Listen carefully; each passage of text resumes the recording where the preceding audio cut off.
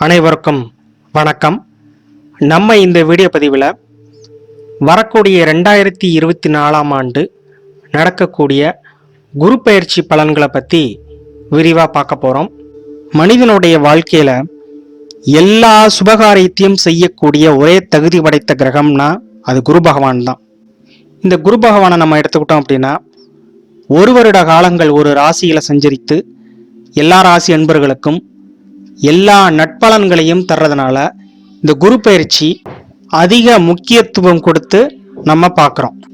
அத்தகைய சிறப்பு வாய்ந்த குரு பகவான் 2024 மே மாதம் 1ஆம் தேதி மதியம் 2:29 மணிக்கு மேஷ ராசியிலிருந்து ரிஷபராசிக்கு பெயர்ச்சியாகிறார். கும்பராசியை பொறுத்த மட்டும் கும்பராசியில் இருக்கக்கூடிய நட்சத்திரம்னு பார்த்தீங்கன்னா அவிட்ட நட்சத்திரம் 3-4 பாதங்கள், சதயம் 1 முதல் 4 பாதம் உடைய, பூரட்டாதி 1-2-3 பாதங்கள்.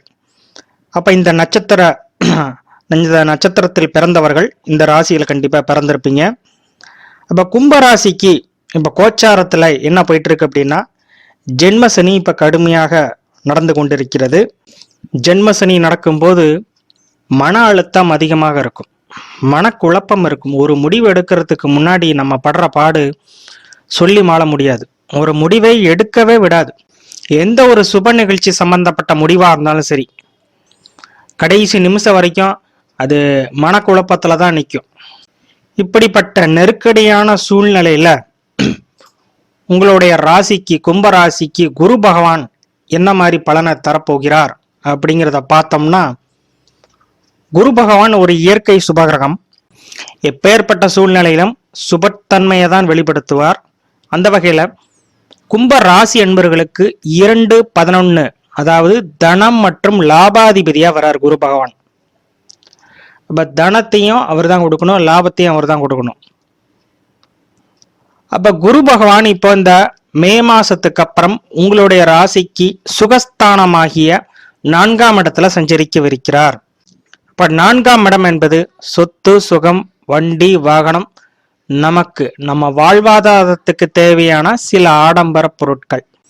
ஒரு பக்கம் ஜென்மசனி நடந்துகிட்டு இருந்தாலுமே கூட உங்களுக்கு தேவையான நல்ல விஷயங்களை குரு பகவான் ஏற்படுத்துவார்.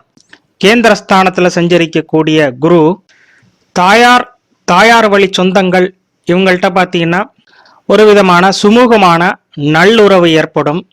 தாய் வழி சொந்தங்கள் உங்களது முயற்சிக்கு துணை நிற்பார்கள். குறிப்பா டிராவல்ஸ் இண்டஸ்ட்ரி, வாகனம் சம்பந்தப்பட்ட தொழில், நீங்க சொந்த தொழில் பண்ணிட்டு இருந்தீங்க அப்படின்னா அதுல நல்லதொரு வளர்ச்சியை நீங்க பார்க்கலாம். இந்த ஏழரச்சனி காலத்துல, அதாவது நம்ம எந்த அளவுக்கு உழைக்கிறோமோ அந்த உழைப்புக்கேற்ற ஊதியத்தை கண்டிப்பா செய்யாம போகாது. நமக்கு சில நல்ல விஷயங்கள் கிடைக்கல, நான் உத்தியோகத்துல இருக்கேன், வேலையில இருக்கேன், அதுல முன்னேற்றம் இல்லை, எனக்கு ஊதியம் ரொம்ப குறைவா இருக்கு, வருமானம் குறைவா இருக்கு அப்படின்னு நீங்க புலம்புனீங்க அப்படின்னா, இந்த ஏழரைச்சனி எதை சொல்ல வருது அப்படின்னா, உங்களுடைய எஃபர்ட் பத்தல, நீங்க உங்களுடைய வளர்ச்சிக்கு இன்னும் பாடுபட வேண்டும், அதை அழுத்தி சொல்றதா இந்த ஏழரைச்சனி. இந்த குரு பகவான் என்ன பண்றாரு அப்படின்னா, உங்களுடைய நம்பிக்கையை தளர விடாம அவ்வப்போது சில நன்மைகளை தந்து உங்களை ஊக்கப்படுத்துகிறார். குரு பகவான் தன்னுடைய இருக்கும் வீட்டை காட்டிலும் பார்க்கும் வீட்டுக்கு பலனை அதிகப்படுத்துவார். குரு பகவான் எந்த இடத்தை பார்க்கிறாரோ, எந்த பாவகத்தை பார்க்கிறாரோ அந்த பாவகம் விருத்தியாகும். அப்போ 5ஆம் பார்வையாக உங்களது ராசிக்கு 8ஆம் இடத்தை பார்வை செய்கிறார்.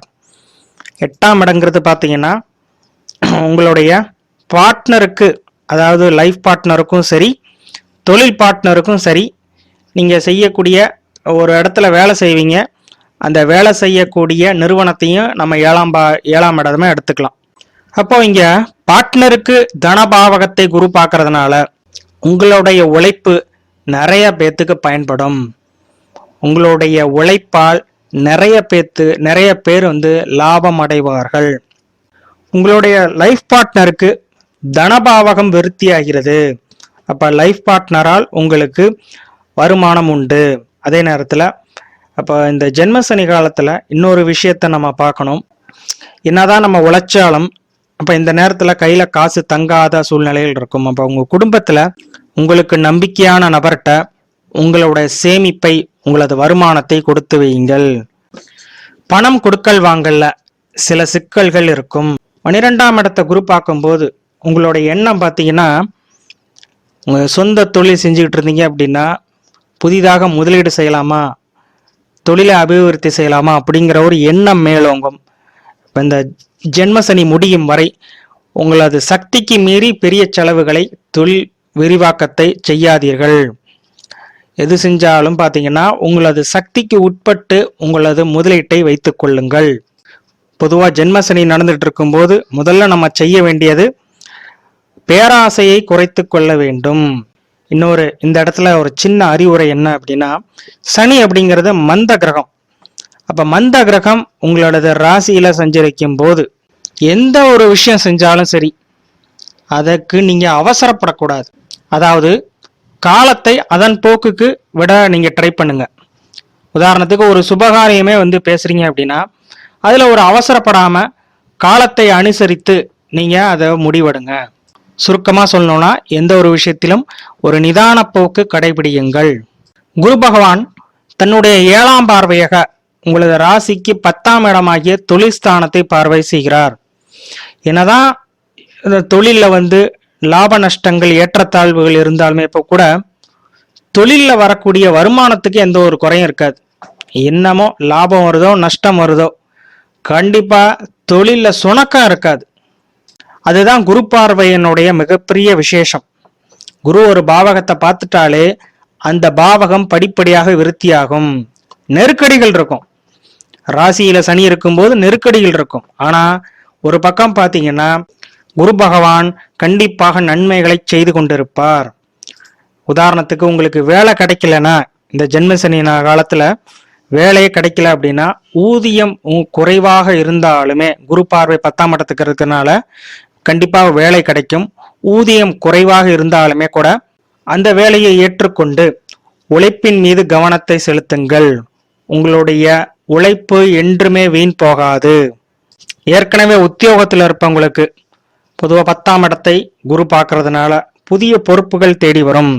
ஏன்னா சார் ஏற்கனவே எனக்கு வேலைப்பளு ஜாஸ்தி இருக்கு, அப்ப இன்னும் கூடுதல் வேலைப்பளு அதிகரிக்க கூடும்.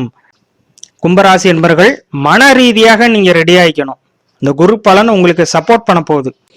சனி ஒரு மந்த கிரகம், சோம்பேறித்தனத்தை அதிகப்படுத்துவார். அப்ப சோம்பேறித்தனத்தை கைவிட்டு விடுங்கள். குரு சுக்கிரனோட வீட்டுல சஞ்சரிக்கிறார். அதுவே உங்களுக்கு 4ஆம் வீடாக விழுகிறது. அப்ப சில ஆடம்பர தேவைகளை பூர்த்தி செய்வார்.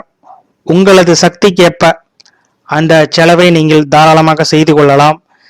ஒரு பழைய வண்டியை கொடுத்துட்டு புது வண்டி வாங்கணும், இந்த மாதிரி அமைப்புகள்லாம் இந்த குரு பகவான் குரு பெயர்ச்சிக்கு அப்புறம் பார்த்தீங்கன்னா அதை நீங்க தாராளமாக செய்யலாம். புதிய வண்டி வாகனம் தாராளமாக வாங்கலாம். ஆனால் வாகனத்தை இயக்கும் போது நிதானம் தேவை. ஆக இந்த குரு பயிற்சியில நன்மையும் தீமையும் கலப்பு பலன்களாக உங்களுக்கு இருக்க போகிறது. அப்போ நீங்க வழிபாட்டை, ஆன்மீகத்துல உங்களது ஈடுபாட்டை அதிகரித்து விநாயகர் வழிபாடும் ஆஞ்சநேயர் வழிபாடும் தொடர்ச்சியாக செய்து வாருங்கள். நம்மளுடைய சேனலை முதல் முறை பார்ப்பவர்கள் லைக் பண்ணிக்கோங்க, சப்ஸ்கிரைப் பண்ணிக்கோங்க, பக்கத்தில் இருக்க பெல் பட்டனை ப்ரெஸ் பண்ணிக்கோங்க. என்னுடைய அடுத்தடுத்த வீடியோக்கள் உங்களுக்கு நோட்டிஃபிகேஷனாக வந்து அடையும். நன்றி, வணக்கம்.